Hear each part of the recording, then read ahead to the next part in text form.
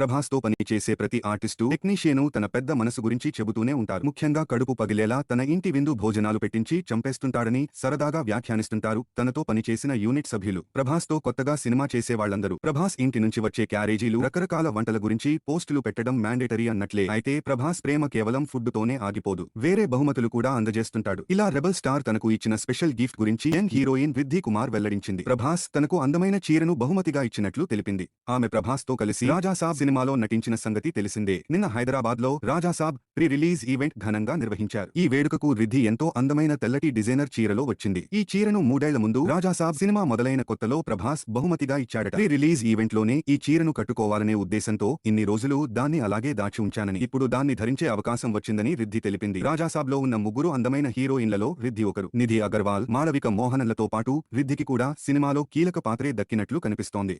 ఆమె రాజ్ తరుణ్ సరసన లవర్ అనే చిన్న సినిమాతో కథానాయికగా పరిచయం అయింది. తర్వాత కొన్ని చిన్న చిత్రాల్లో నటించింది. ప్రభాస్ మూవీ రాధేశ్యామ్లో చిన్న పాత్ర చేసిన ఆమెకు రాజాసాబ్లో కథానాయికల్లో ఒకరిగా నటించే అవకాశం దక్కింది.